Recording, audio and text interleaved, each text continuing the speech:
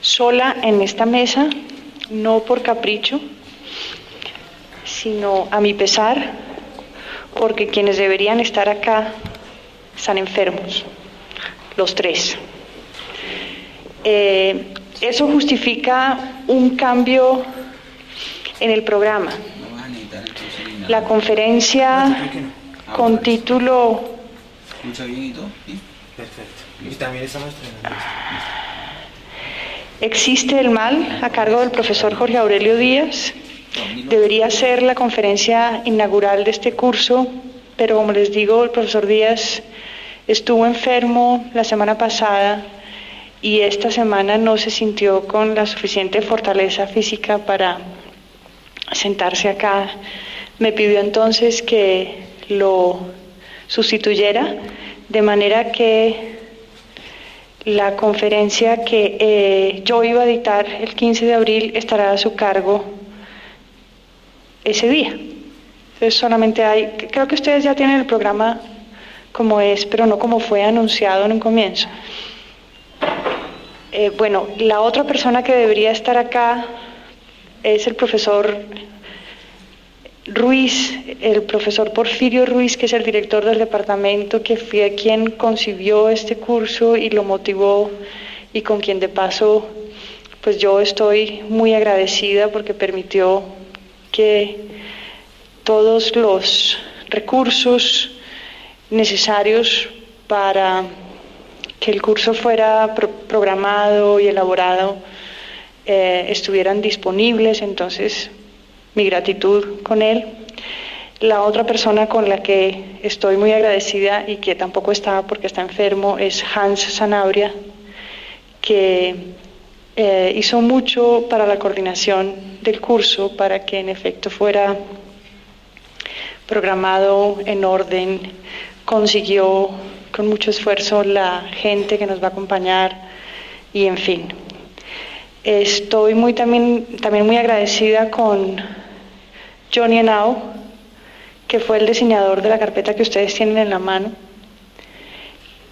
y con Carolina Felipe, Héctor Zárate, Juan Diego Morales y Angélica Santa Cruz, que son estudiantes del Departamento de Filosofía, sin los cuales esto habría sido completamente imposible. Estas cosas funcionan cuando no están en manos de una sola persona, sino cuando se puede garantizar el trabajo en equipo para que funcione. Entonces, los detalles y las cosas más importantes de funcionamiento del equipo del curso fueron todas hechas por ellos y van a seguir siendo por ellos cada martes de estos meses que vamos a estar juntos. Me voy a presentar. Mi nombre es Ángela Uribe, soy profesora del Departamento de Filosofía de la Universidad Nacional. Lo único que hace que yo esté aquí es que me he venido ocupando con este tema por algún tiempo desde la perspectiva de la filosofía. Es de ahí que el profesor Porfirio Ruiz hubiera motivado la programación de este curso y hubiera como aprovechado la circunstancia de que yo me estoy ocupando del tema por algún tiempo para que compartiéramos el departamento, algunos estudiantes del departamento, otros profesores del departamento y profesores de afuera, como lo que hemos venido, los resultados de lo que hemos venido trabajando en torno a este tema. Este tema es importante, ustedes se lo pueden bien imaginar, por miles de razones que ustedes, quizás más que yo, pueden fácilmente reconocer. Pero para la filosofía este tema es últimamente importante. No es así que la historia de la filosofía se haya ocupado decididamente y por mucho tiempo con el problema del mal y con el problema de las fuentes del mal. Más bien la filosofía se ha ocupado sostenidamente y por largo tiempo, y sobre todo de la modernidad para acá, con el problema del bien. Pero como dice Aristóteles, el bien es fácil de identificar. En cambio, el mal se presenta de tantas formas que es difícil atinar, digamos, a saber de dónde viene. Nosotros hemos querido responder como a esta urgencia actual en la filosofía de indagar por las fuentes del mal, pensando que quizás sea una de las maneras como se responde justamente por las preguntas usuales en torno al bien. Pensando en eso que dice Aristóteles, uno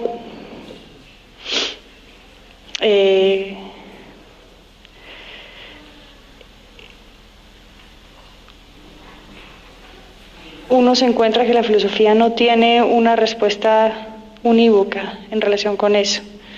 Y de hecho, que la filosofía sola no cumple bien la tarea de indagar por las fuentes del mal si no se deja acompañar de otras disciplinas. De ahí que este curso y también la investigación en filosofía sobre el problema del mal tienda a ser interdisciplinaria y tienda a acoger los resultados de investigaciones en sociología, en psicología moral, en antropología. Y entonces, en términos generales, la intención del curso ha sido recoger las reflexiones de distintas personas que desde distintos lugares han pensado sobre este tema y mirar cómo ellas, en la medida de lo posible, convienen, por lo menos, en la formulación de preguntas, ojalá novedosas, sobre el problema del mal y sobre las fuentes del mal. Ustedes tienen el programa, tendrán quizás preguntas por cuál es la procedencia de toda esta gente. La mayoría de ellos, 7, 8 de ellos, se han formado en filosofía, pero sin embargo han reconocido el valor de otras disciplinas en su indagación sobre este tipo de problemas. Me refiero, por ejemplo, a los trabajos de Felipe Castañeda con historia, a los de Jorge Antonio Mejía con filosofía de la ciencia, a Alejandro Rosas con biología, al profesor Díaz con teología, a María Victoria Uribe con antropología, en fin. Y no siendo más, yo me voy a permitir hacer solamente una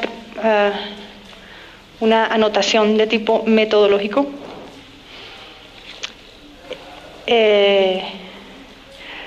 Siempre somos bastantes y estos cursos están normalmente organizados de manera que haya un tiempo para la presentación de una exposición por parte de un profesor y otro tiempo para la discusión con ustedes. Como son bastantes, entonces pensamos que por lo menos para algunas de las sesiones en las que haya tantos, la segunda parte de la sesión se organice, digamos, de manera que todos o la mayoría de los que quieran participar puedan hacerlo.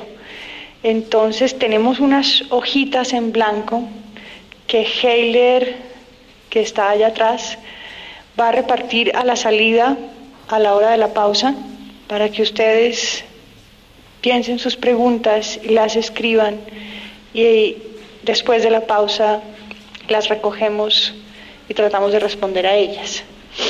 Entonces me voy a permitir empezar. Yo lo que tengo aquí es más que cualquier cosa una historia.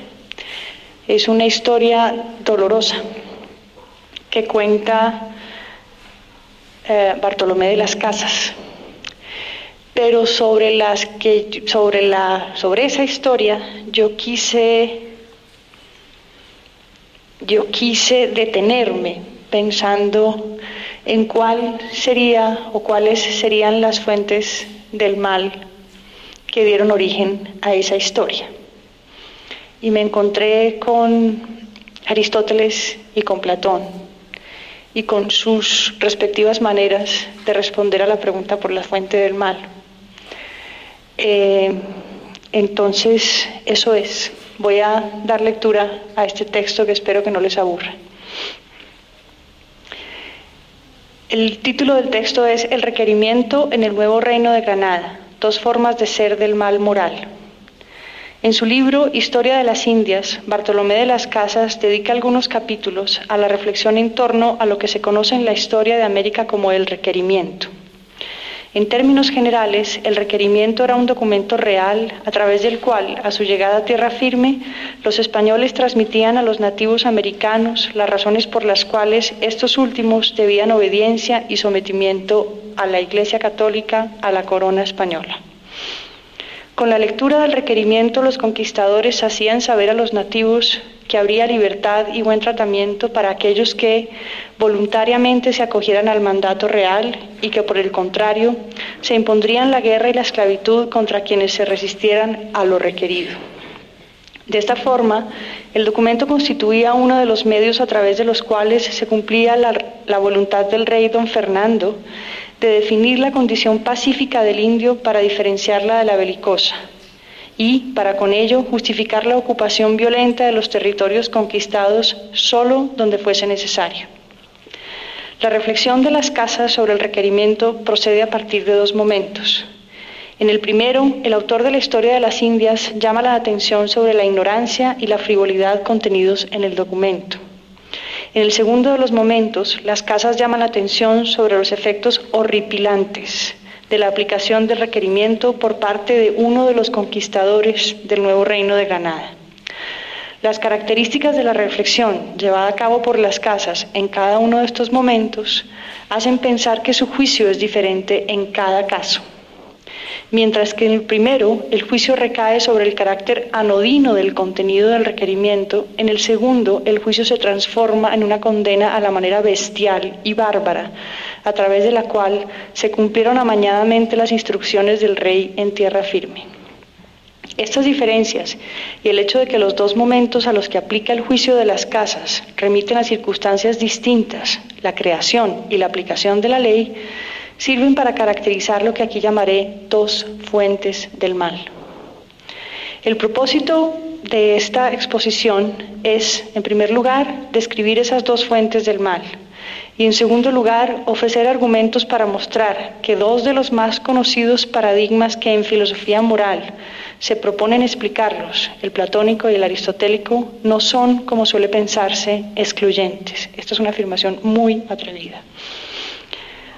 Trato de mostrar en qué medida el origen del mal puede ser explicado de diversas formas y que, por lo tanto, en filosofía moral no es preciso negar la plausibilidad, ya sea del modelo platónico o del aristotélico, para entender por qué los seres humanos actuamos mal.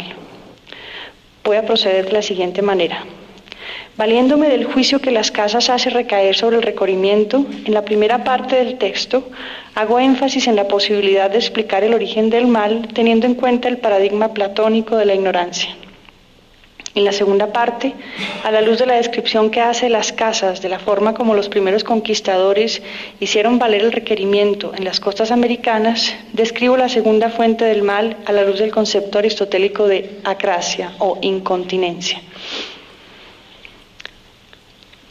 Esta primera parte tiene un título que dice Las buenas intenciones non simpliciter del rey. La llegada de los españoles a las costas de tierra firme a comienzos del siglo XVI se hacía acompañar de un discurso real que contenía las razones de la conquista. A través de este documento, el requerimiento, los españoles le notificaban a los indígenas americanos que los reyes de España eran, por gracia divina, domadores de bárbaros, que los conquistadores enviados reales tenían la obligación de hacerles saber a los indígenas que el Dios católico había creado el cielo y la tierra, que ese mismo Dios había creado a Adán y a Eva y que ellos, los indígenas, eran sus descendientes. El documento continúa con la explicación que, según la corona, justificaba el poder de los designados por Dios, que eran San Pedro y sus sucesores, sobre la tierra. Gracias a ese poder, dice el requerimiento, el último de los papas donó las tierras descubiertas a los reyes con todo lo que en ellas había, incluidos los indígenas, claro. El documento era presentado ante los indígenas como una suerte de ruego. Con él se les requería a aquellos ante quienes fuese leído para que deliberaran acerca de las razones de Dios y con ellas acerca de la donación. Se les rogaba también que reconocieran a la Iglesia como superiora del universo y a los reyes de España como superiores en tierra firme. Una respuesta positiva por parte de los indios al requerimiento prometía libertad, exenciones, privilegios y mercedes. Una respuesta negativa, sin embargo, prometía, con la ayuda de Dios, la guerra. Dicha guerra y sus consecuencias, en caso de que los españoles se viesen obligados a emprenderla, continúa el requerimiento, no habría de ser nunca imputable ni a sus altezas, ni a los conquistadores, ni a sus soldados. En sus comentarios al requerimiento, Las Casas admite la posibilidad de que la intención con la cual el requerimiento fue redactado haya sido non simplicitar buena. Non simplicitar quiere decir no de una manera directa, no sin discusión. El hecho de que la intención del rey y de sus consejeros al redactar el requerimiento no fuese directamente hacer la guerra contra los indios de América no significaba que tanto lo que se requería como la forma de requerirlo fuesen buenas, y que por eso mismo lo malo del contenido del requerimiento no fuese imputable a los reyes y a sus consejeros. Para explicar esto, Las Casas recurre a afirmaciones como la siguiente: los consejeros del rey deberían saber que el título real no otorgaba derechos sobre la libertad y sobre las tierras de los indígenas. Deberían, por lo tanto, saber que los sitios ocupados en tierra firme ya tenían dueño. Por las historias acerca de la forma como llegaron los primeros conquistadores a las islas del Caribe, el rey y sus consejeros deberían también haber sabido que los españoles no solían esperar una agresión para sentirse justificados a agredir a los indios. El requerimiento, en esa medida, era para Las Casas el mejor ejemplo de un absurdo, es decir, el mejor ejemplo de la mayor ceguera, de la más torpe inocuidad.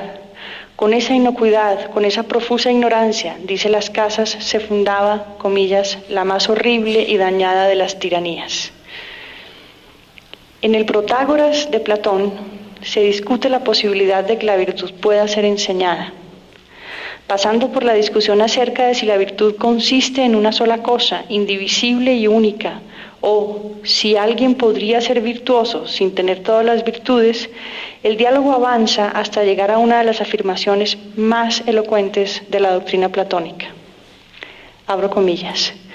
Resulta absurda vuestra afirmación cuando decíais que, a pesar de conocer el hombre que las cosas malas son malas, sin embargo las pone en práctica, aunque le sería posible dejar de hacerlo, arrastrado y seducido por los placeres. Y por otra parte, también decís que el hombre, a pesar de conocer lo que es bueno, no quiere practicarlo por los sufrimientos momentáneos, dominado por ellos. Con la prueba del carácter absurdo de la opinión del sofista, pretende Sócrates convencer a sus interlocutores de que existe un patrón para comparar los grados de bondad y de maldad producidos por las acciones. El patrón del que desde esta perspectiva se vale una gente para elegir entre lo bueno y lo malo, lo ofrece el conocimiento científico. Esto es, la ciencia de la comparación, la ciencia métrica, el saber acerca del exceso y de la inferioridad. En aras de la simplicidad y del rigor, en el Protágoras, Sócrates se preocupa por delimitar el sentido de los términos bueno y malo para hacerlos coincidir con expresiones placer y dolor respectivamente. Según la doctrina platónica, entonces, el conocimiento científico informa a las personas sobre el orden del mundo y con él, a la hora de actuar, informa a las personas sobre los grados en los cuales puede el placer ser disfrutado. Quien conoce el patrón sobre el que informa la ciencia de la métrica habrá de elegir correctamente, auténticamente, aquello que produce más placer. El mal, en ese sentido, es el resultado de un vacío en la información contenida en el juicio teórico acerca del orden del mundo, y por ende el resultado de la ignorancia acerca del orden en el que los grados de placer y dolor son vividos y producidos. La fuente de la moralidad, entonces, se sitúa en el ámbito del conocimiento teórico. La relación entre este y la bondad es más clara si se tiene en cuenta en qué medida pueden las creencias acerca del mundo ser transformadas. Bien se puede creer que algo sea bueno porque resulta atractivo en un momento determinado, y sin embargo, esa creencia no tiene por qué ser estable. Dado el carácter conmensurable de la relación entre diversas manifestaciones del placer y dada la posibilidad humana de descubrir el orden que constituye el mundo, la creencia superficial acerca de que algo es bueno puede transformarse en una creencia genuina acerca de que eso mismo es bueno solo en apariencia y que por lo tanto ha de haber algo mejor. De allí que el conocimiento constituya para Platón lo único que nos previene del mal. De allí también que sea absurdo creer que alguien que conozca el grado en el que una acción puede producir un efecto desagradable, sin embargo, elija dicha acción. ¿Podría la atribución que hace Bartolomé de las Casas al carácter bueno non simpliciter de la intención del rey con el requerimiento ser explicada bajo el modelo platónico de la ignorancia como fuente del mal? Al parecer sí. El requerimiento era, en palabras de las Casas, el resultado de un grave defecto de ignorancia, de creer que él hacía bien a la conservación de los indios y a su conversión. La creencia frívola e infundada acerca de que el requerimiento contribuiría a los propósitos de la conquista mina en últimas las posibilidades de promover dichos propósitos. El carácter impositivo e inconsistente del requerimiento era, a los ojos de las Casas, el peor de los medios para obtener el fin que, se supone, buscaba con él la corona, es decir, asegurar la disposición libre de los indios a hacer parte del Reino de España, y con ello a fortalecer el gobierno real en las tierras conquistadas.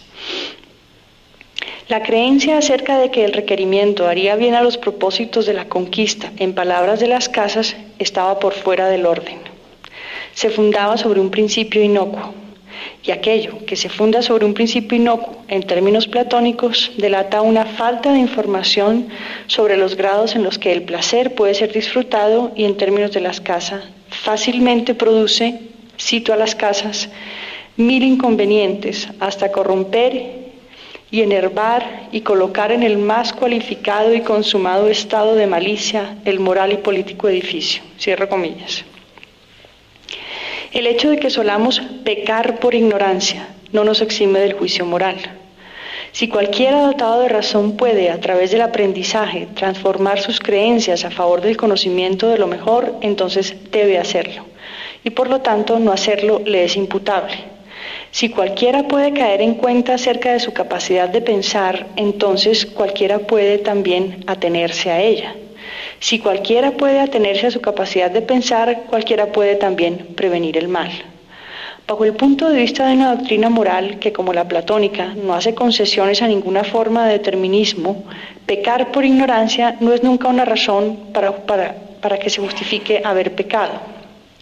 Bajo el punto de vista de las Casas, pecar por ignorancia tampoco matiza el juicio. Si bien con él no se descalifica directamente la disposición moral de la gente, sí se le atribuye a éste la culpabilidad de ignorar aquello que estaba obligado a saber. De allí el non simpliciter.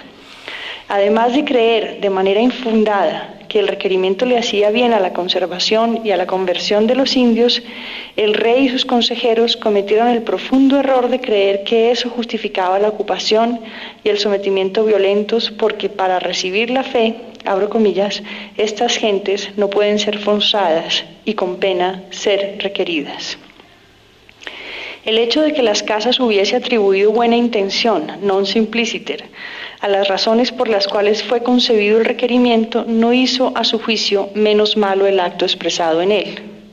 El hecho de que no haya sido la disposición del rey y de sus consejeros lo que se juzgó negativamente en este primer momento de la reflexión del autor de la historia de las Indias no hace menos condenable el acto de haber concebido el requerimiento. La maldad, en esa medida, no adquiere más sentido por el hecho de que pueda ser atribuible a las intenciones. No es menos condenable y tampoco es por ello menos escandalosa. Cito a las casas. Queda luego manifiesta la ignorancia del consejo del rey y plega a Dios que les haya sido remisible. Y cuán injusto, impío, escandaloso, irracional y absurdo fue aquel su requerimiento. Ni Platón en el Protágoras, ni las casas en su historia parecen creer que sea siempre necesario determinar el grado en el que un agente puede verse arrastrado por los placeres inferiores para que la maldad de sus acciones sea concebible.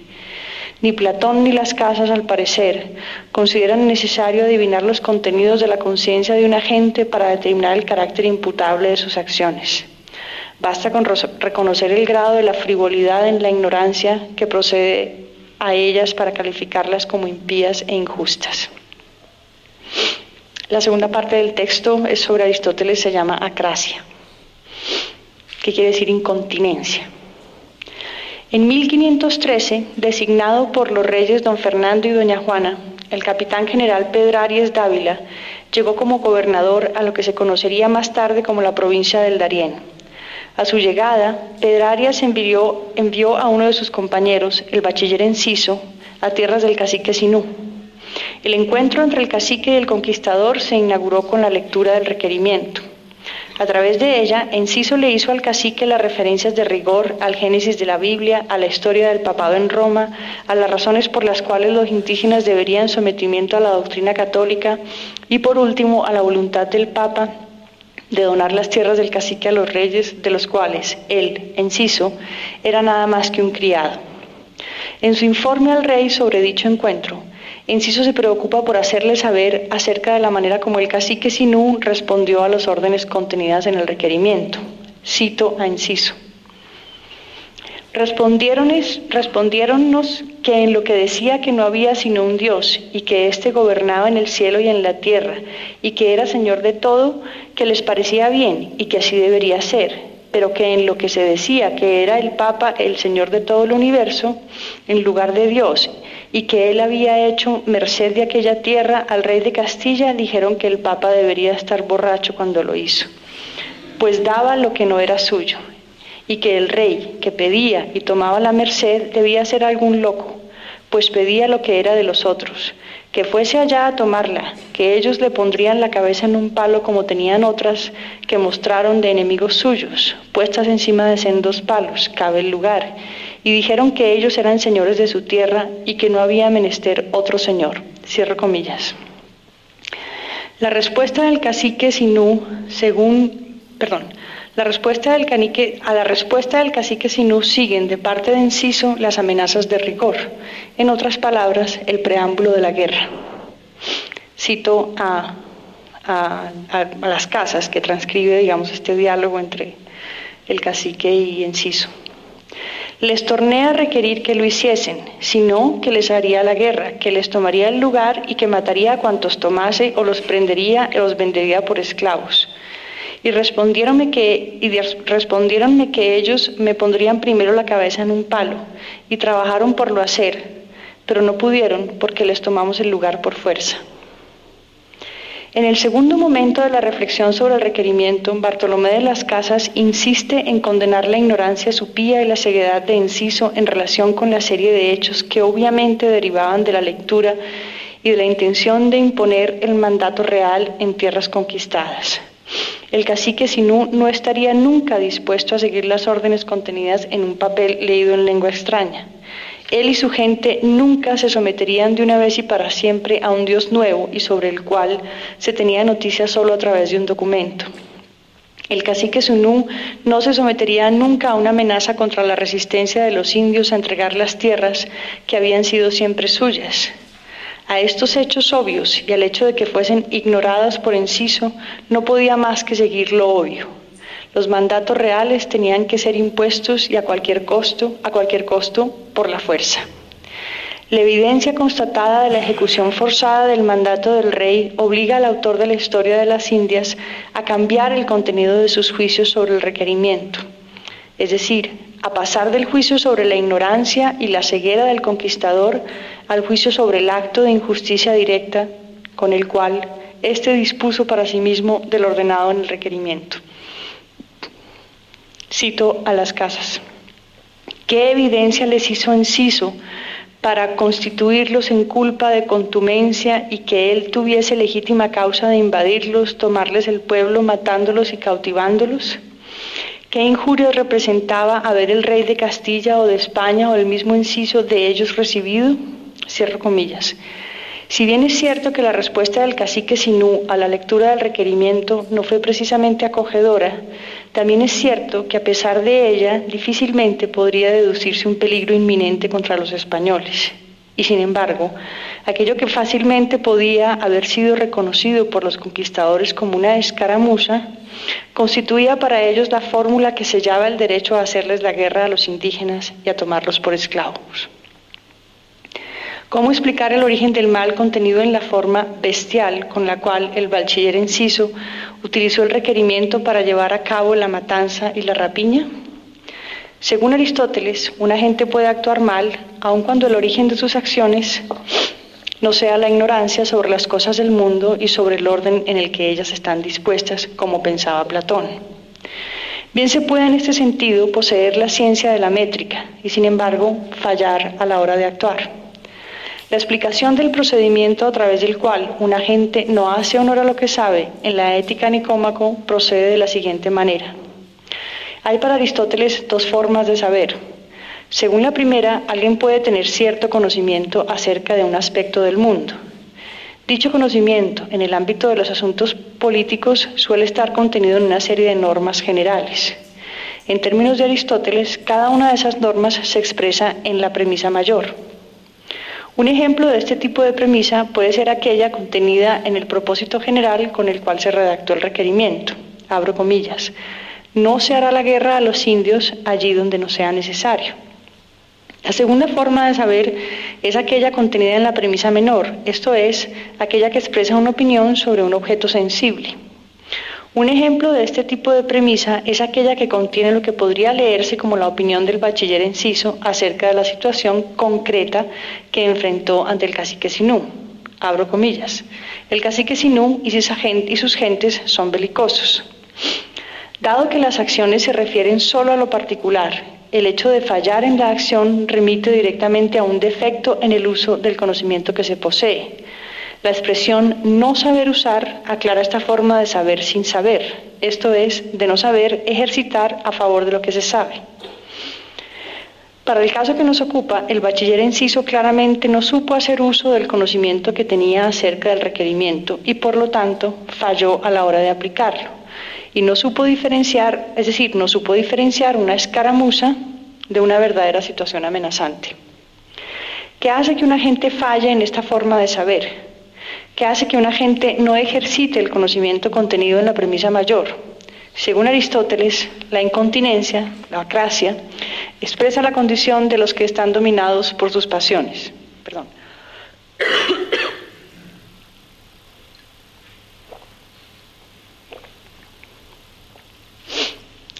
El agente incontinente, en ese sentido, no hace honor al conocimiento que posee, ya sea por pasión o por debilidad.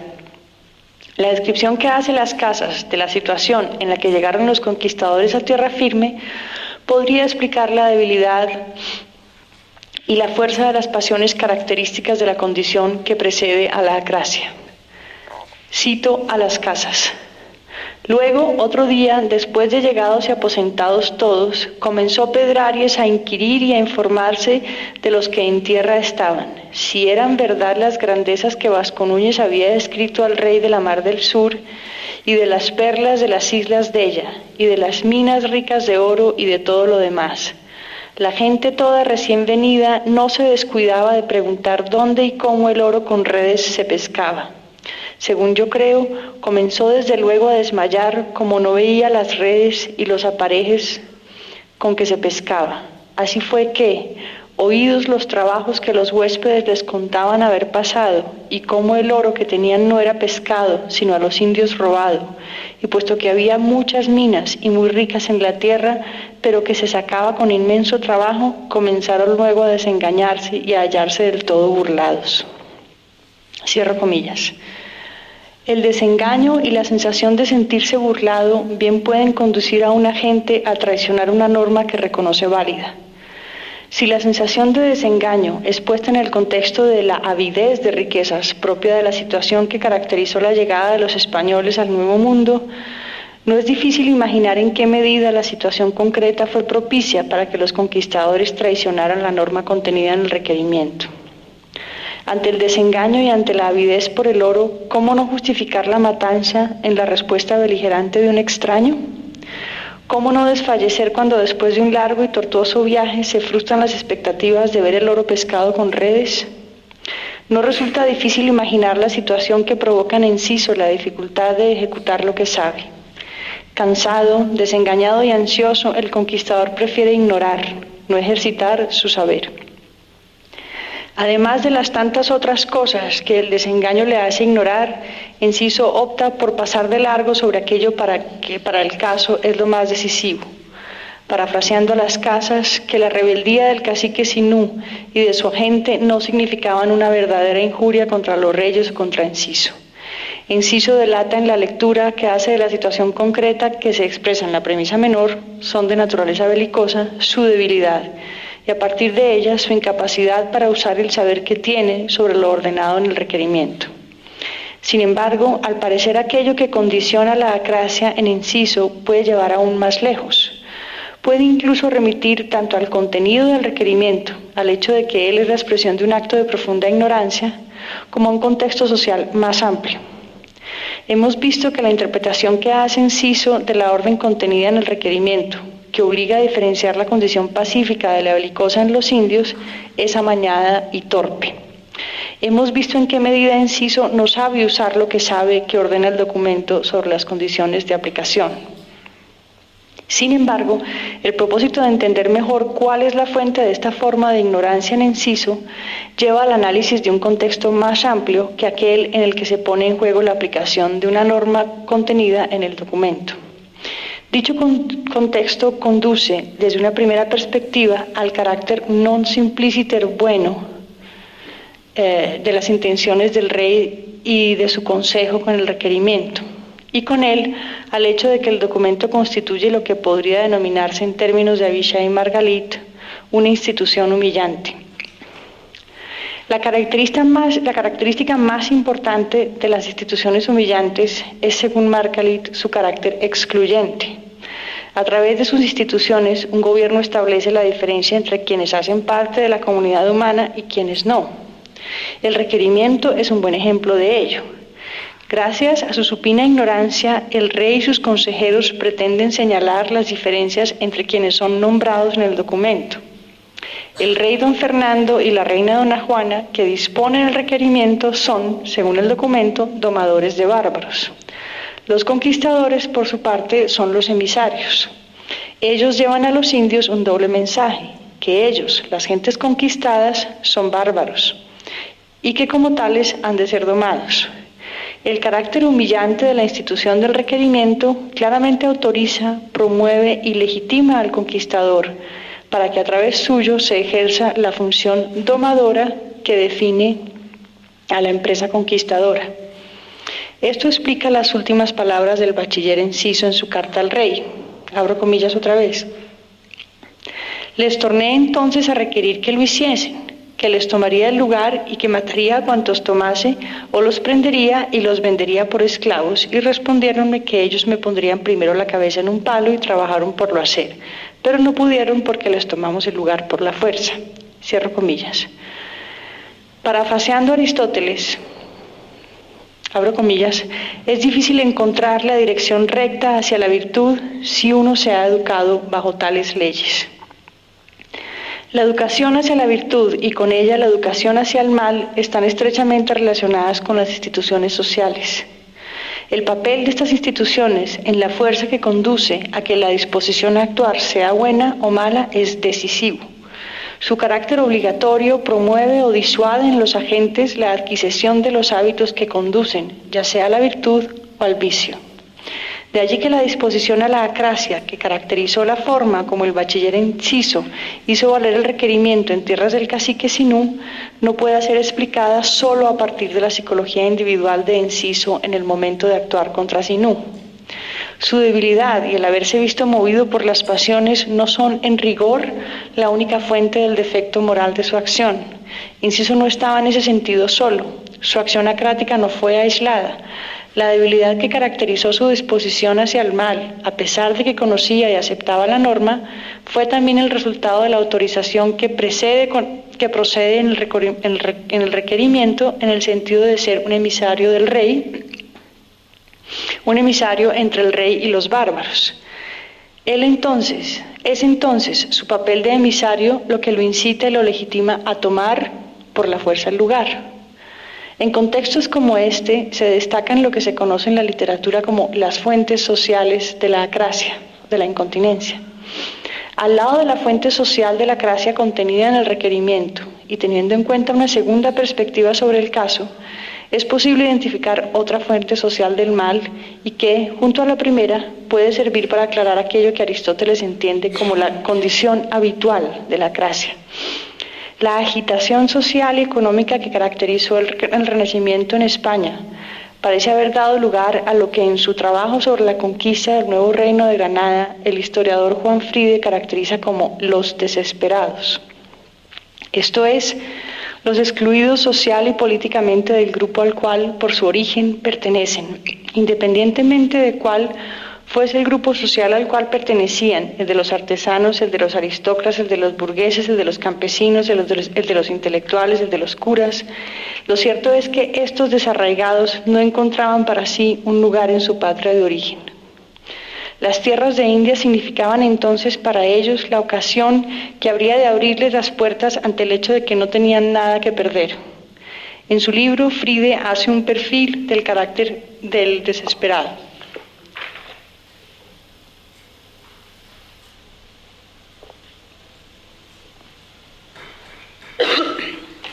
Abro comillas. La situación social de este grupo de gentes desarraigadas define el carácter típico del conquistador. Es un resentido social, rebelde y violento, cuyo complejo de inferioridad se convierte en complejo de superioridad en cuanto desaparecen las barreras impuestas por la rígida estructura social de su patria. Cierro comillas. Si a la condición humillante de la institución del requerimiento se suma el perfil del conquistador así definido, hay lugar en el contexto de la conquista para hablar de aquello que Aristóteles define como el incontinente por hábito. Desde la perspectiva de este autor, el incontinente habitual es el más difícil de curar. Alguien que ha vivido en un contexto que no solo lo autoriza a través de la ley, sino que no le deja más alternativa que perseguir desesperadamente un lugar donde vivir, no puede más que ceder reiteradamente a sus pasiones y a sus debilidades.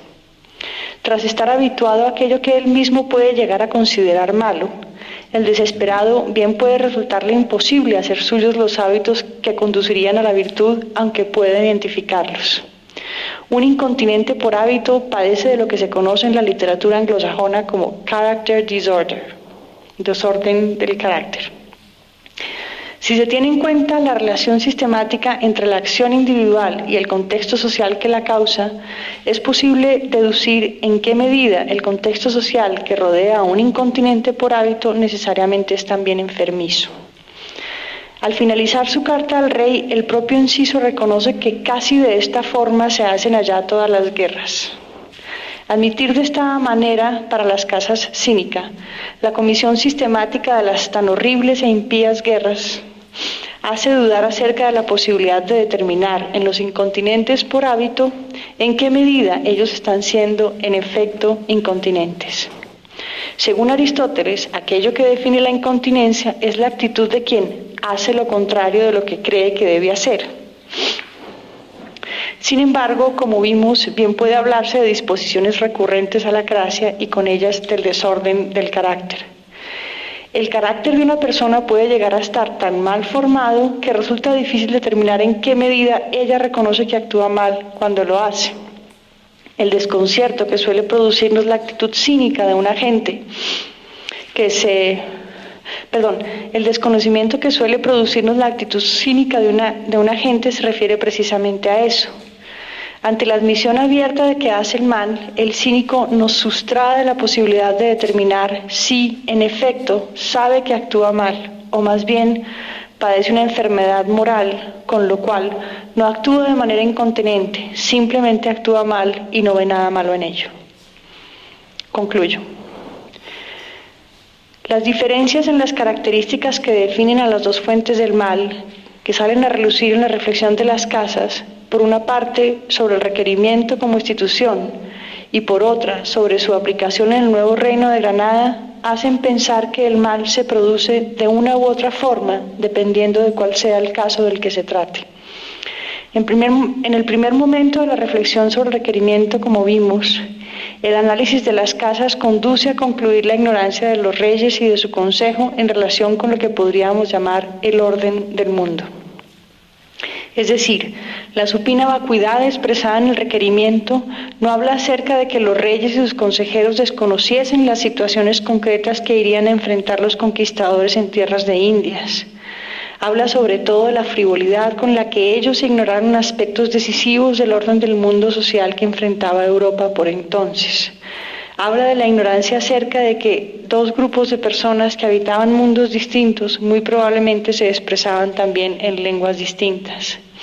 Habla acerca del desconocimiento de los reyes sobre su propia doctrina religiosa y habla en últimas acerca de la forma en la que la corona y su consejo desconocían la relación entre sus propios propósitos y los medios dispuestos para alcanzarlos. Por otra parte, la reflexión de las casas sobre la aplicación del requerimiento en el nuevo Reino de Granada habla sobre todo acerca de la disposición incontinente con la cual el conquistador no supo llevar a cabo la orden que le obligaba a diferenciar entre una escaramuza y un peligro real. Las condiciones a través de las cuales se produce el mal en cada una de las situaciones relacionadas con el requerimiento son distintas. En la primera de ellas, el acto se identifica con un proceso a través del cual es emitida una ley. Dicho proceso podría ser descrito de la manera siguiente. El rey y sus consejeros son ignorantes acerca de las cosas del mundo y del orden en el que ellas están dispuestas. En ese sentido, no saben cómo promover el bien que quieren obtener. Esta ignorancia tiene como consecuencia la torpeza de la imaginación a la hora de prefigurar la relación entre todos aquellos que pueden tener que ver con la ley. Por ejemplo, la forma en que los indígenas recibirían lo mandado por la ley y la forma en la que la ley sería impuesta por los conquistadores. La imagen torpe que el rey y sus consejeros tienen acerca de la relación entre la ley y su aplicación limita por último las posibilidades de prever las implicaciones de aplicar la ley, que se produzca una matanza tan pronto como los indios se nieguen a aceptar la ley, por ejemplo. En la segunda de las situaciones, el acto constituye la aplicación directa de la ley por parte de un agente. En este caso, él no actúa sobre el papel, él convierte lo dicho en el papel, en términos de las casas, en su manera de excusar la guerra y el robo. Inciso, no cuenta con la disposición para hacer cumplir aquello que se ordena, aun cuando conoce la ley y la acepta, él no sabe actuar a favor de ella. Esta forma de ignorancia, como vemos, se identifica con su falta de voluntad y, en últimas, con su mal carácter. Cada una de las situaciones que se relaciona con el requerimiento ejemplifica entonces uno u otro de los dos modelos más importantes que en la historia de filosofía moral han servido para explicar el mal. Dichos modelos ni son reducibles uno al otro, ni son excluyentes, eso creo yo. La explicación del origen del mal en la primera de ellas solo con dificultad podría ser reducida al modelo aristotélico. Por lo que se lee en la reflexión de las casas, no contamos con la posibilidad de hablar acerca de la incontinencia y del mal carácter del rey y de sus consejeros para saber en qué medida se vieron, si se quiere, presos de una situación adversa a la hora de redactar el requerimiento. La descripción del contexto en el cual Enciso actuó parece acomodarse mejor al modelo aristotélico sobre el origen del mal.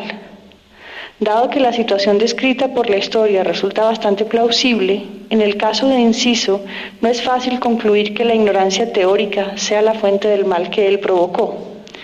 Por otra parte, el hecho de que para explicar cada una de las situaciones moralmente negativas descritas arriba sea preciso acudir en cada caso a uno de los paradigmas del mal significa que una sola de las fuentes del mal, la ignorancia y la incontinencia, está lejos de constituir la única alternativa para explicar de una vez y para siempre la existencia del mal.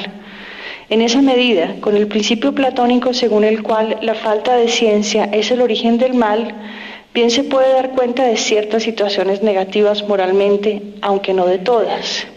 Asimismo, con los conceptos de acrasia y de hábito de Aristóteles se puede responder a la pregunta acerca de por qué alguien actuó mal solo en determinadas circunstancias, a saber, en aquellas en las cuales la relación entre un acto malo y el contexto enfermizo en el cual éste se produce es no solo sistemática, sino verosímil y plausible.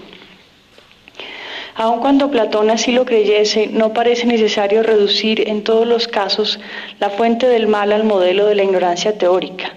Aun cuando actualmente el modelo aristotélico del origen del mal parece haber ganado más adeptos entre la comunidad académica, siempre habrá situaciones irreductibles a él y que por lo tanto obliguen a una referencia al modelo platónico. Es más, en el libro tercero de la Ética a Nicómaco parece admitirse explícitamente esta última posibilidad. En esta medida, la reflexión de Aristóteles no solamente no excluye, sino que parece recoger el modelo platónico. Si la ignorancia sobre lo universal es admitida como la expresión de un acto voluntario, en ciertas ocasiones hay lugar a que dicha ignorancia sirva para explicar tanto la maldad como su carácter imputable. Cito a Aristóteles. La ignorancia en la elección no es causa de lo involuntario, sino de la maldad, como tampoco lo es la ignorancia universal, pues ésta es censurada. La doble manera de ser del mal que se ejemplifica en el análisis llevado a cabo por las casas muestra en qué medida las dos fuentes del mal no pueden ser reducidas a una sola. Sin embargo, el hecho de que las dos perspectivas de análisis del autor de la historia de las Indias remitan al requerimiento muestra también en qué medida pueden ellas ser complementarias. Es decir, la razón de ser del carácter humillante de la institución del requerimiento es un profundo acto de ignorancia. Con él parece tomar forma una de las fuentes sociales del mal llevado a cabo por el conquistador, esto es, de la forma incontinente y perversa con la cual el propósito general para el que se ordena el requerimiento es precipitadamente obviado por quien lo ejecuta. En ese sentido, se entiende mejor el contexto desde el cual las casas afirma que Inciso utilizó el requerimiento como una excusa para emprender la matanza y el robo. Muchas gracias.